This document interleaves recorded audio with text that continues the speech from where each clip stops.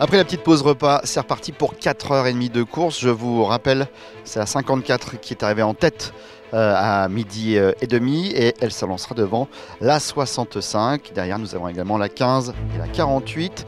4h30 de course. Comme vous l'avez constaté ce matin, il peut encore se passer plein de choses.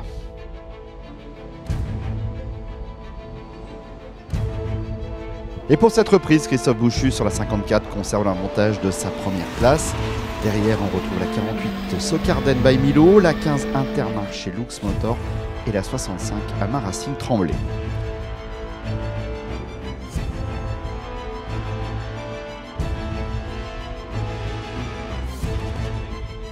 Côté Pro-Am, la 14 ETC Racing est en tête devant la 26 Team TTM et chez les gentlemen, la 53 Genius Racing devance la 51 AMS Propreté.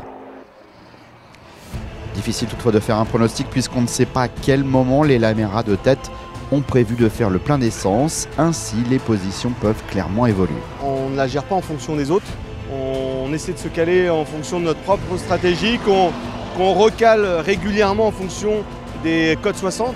Il n'y a pas de bonne stratégie.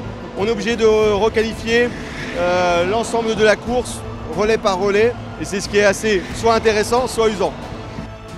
10e à 4 tours, la 54 Team Lamera a fait visiblement un peu de hors-piste. Alors au niveau de la stratégie, on avait laissé Christophe un peu au vestiaire. Parce que bon, comme ça patinait trop au Holiday on Ice, t'as beau être champion du monde, c'est pour tout le monde pareil. Donc c'est moi qui ai pris le départ. On a assuré notre rythme comme il faut, on l'a mis de côté et on a réussi à finir premier. Bon, c'était bien pour la première partie de la course. Maintenant, on a des pilotes un peu plus jeunes qui essayent de se montrer, qui ont des parents qui roulent, par exemple. Et là, bon, il a bien fini son relais ce matin et à mon avis, il est parti un peu avec la pression.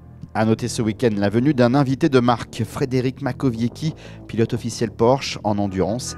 Il est venu renforcer l'équipe de 2 débutants qui ont remporté un concours organisé par l'émission de M6 Turbo. Fred a vite trouvé ses marques et a été plus qu'agréablement surpris à bord de sa petite Lamera. Agréablement surpris du paddock et de voir qu'il y a autant de voitures en piste. Et la voiture est vraiment très sympa, les gens sont vraiment adorables. C'est pas la même mentalité de ce que je connais et à certains moments ça fait du bien de revenir à quelque chose de plus simple où on est là pour profiter et pas forcément se prendre la tête avec des télémétries, avec 30 ingénieurs qui nous font assez mal à la tête à certains moments. Alors que tout est calme, la 15 en tête depuis plusieurs heures rentre au stand pour une longue intervention. Le classement à 1 heure de l'arrivée est complètement chamboulé avec la 26 Team TTM en tête du général et de sa catégorie puisqu'elle évolue dans la catégorie Pro-Am. Derrière, on retrouve les leaders du championnat, la 65 Alma Racing Tremblay. À la 3e place, une autre Pro-Am, la 14 ETC Racing.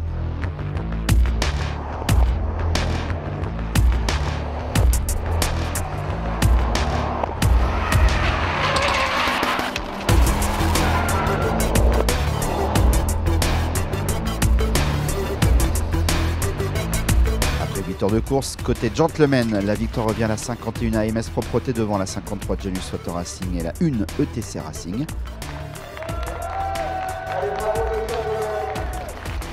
La 26 TTM s'impose et devance la 14 ETC Racing à la fois au classement général mais aussi dans la catégorie Pro-Am. Le 3e, c'est la 32 Alma Racing Relais Talasson. C'est magnifique, hein. Une super météo, un week-end de folie. Bon, on a bricolé hier pour régler. Puis finalement, regarde, on a dû trouver les bons réglages. Et puis tout s'est joué sur la soirée en fait, Halloween. Je crois que le secret il est là. 3e du général et première élite, la 65 Alma Racing Tremblay qui prend un peu d'avance au championnat. La 54 Team Lamera est 2e de sa catégorie. La 15 Intermarché Lux Motor, 3e. Ainsi s'achève ce rendez-vous de Dijon et bien sûr nous n'allions pas savoir qui allait gagner le championnat. Tout se jouera à Misano, ce sera super serré et ce sera surtout le week-end du 9 et 10 novembre. D'ici là, portez-vous bien, salut!